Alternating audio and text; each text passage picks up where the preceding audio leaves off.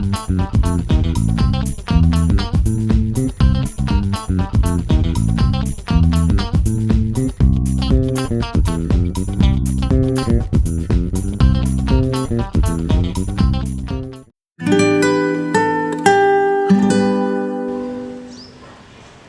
Photo నా భార్య hand బ్యాగ్లో దొరికింది.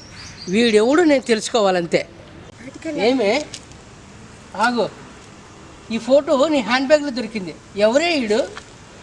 ఏం చెప్పవే? నీ బాయ్ ఫ్రెండా? కాదండి.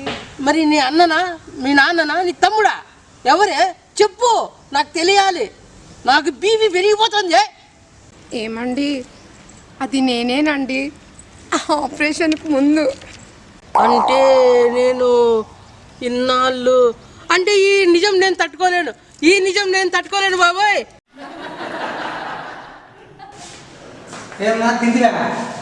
తింటినమ్మా డిన్నరు.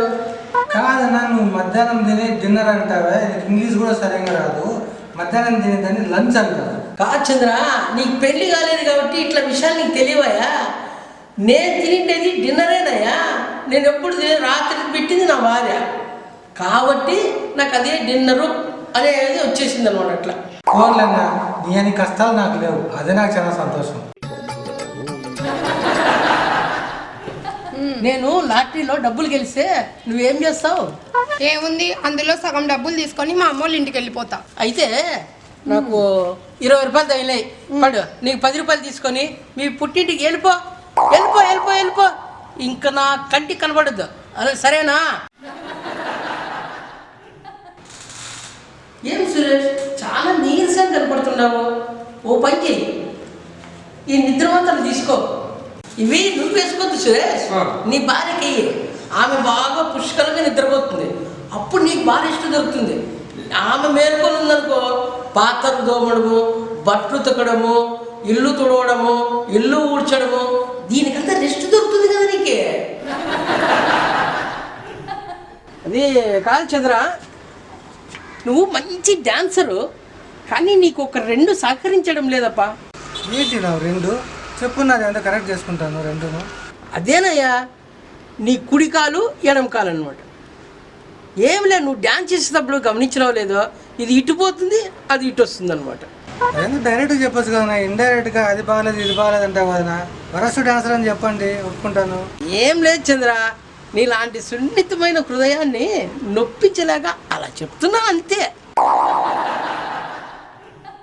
అన్న, భార్య మనస్ఫూర్తిగా నవ్వేది భర్త వేసిన జోకులకి ఎప్పుడన్నా? భర్త వేసిన జోక్కి భార్య నవ్వాలి అంటే ఆ రోజు బంధువులైనా వచ్చి ఉండాలి, లేదా భర్త ఏదైనా పెద్ద వస్తువైనా ఇంటికి తెచ్చి ఉండాలి. అంతేగాని అంత మాత్రాన ఊరికినే నవ్వడం అంటే అది జరిగే పనే కాదు సురేష్. సురేష్ సురేష్ మన మనుషులు ఎంత విచిత్రమైన మనుషులు ఉన్నారు చూడప్పా. ఏమైనా అట్లాంటివి? ఏం లేదు, కాకులు మన అన్నం తట్ట దగ్గరికి వచ్చినాయనుకో, మనం తరిమి తరిమి కొడతాం. అవును. అదే పిండం పెట్టేటప్పుడు పిలిచి పిలిచి పిండం పెడతాం. అవును. ఎంత విచిత్రమయ్యా మనుషులు. అవునన్నా, నా ఇంకా అంత గమనించలేదు, అందుకనే మా ఊరి మేధావి అనేది మిమ్మల్ని. మరి ఊరినే పొగిడేదేనా, ఏమన్నా ఇంత కారం బొరువులు తెచ్చేది ఉందా? మా కారంబరులు ఏమన్నా, దానికి మిక్చరు, బజ్జీ, ఎర్రగడ్డలు అన్నీ తెచ్చాలన్నా. ఈ ఊరి ప్రజలు నేను లేకపోతే ఏమవుతారో ఏం కథ.